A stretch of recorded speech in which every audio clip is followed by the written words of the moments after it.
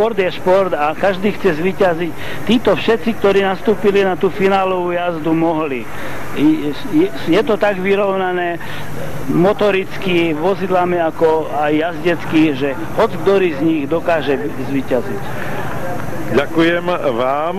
Pozrime sa ešte na štart a potom aj na dojazd najlepších do cieľa. Tu už sú zaradení. Pozrime sa na ľavej strane. Anton Lacko najlepšie odštartoval. Využil tú svoju pozíciu z pravej strany.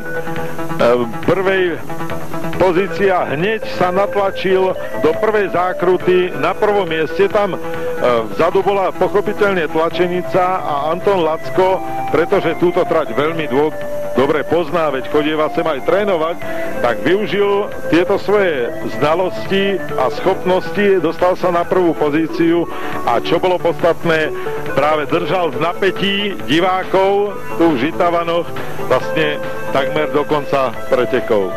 No a tu už vidíme dojazd, kde dominovali českí pretekári, víťazstvo si vybojoval Milan Stárek, na druhom mieste skončil Jaromír Štetina a čo je dôležité, na treťom mieste slovenský reprezentant Anton Lacko.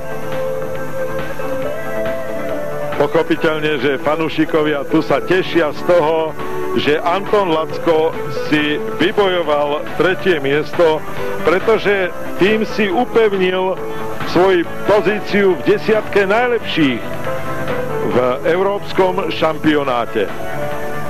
Po týchto pretekoch ostáva v desiatke a to je vlastne pozícia, ktorou môže v posledných dvoch pretekoch majstrovstiev Európy ešte si vybudovať lepšie postavenie, aby, dajme tomu o rok, keď sem predpokladajme opäť zavítajú preteky majstrovstiev Európy, prišlo do hľadiska viac ako dnes, dajme tomu tých 5000 divákov.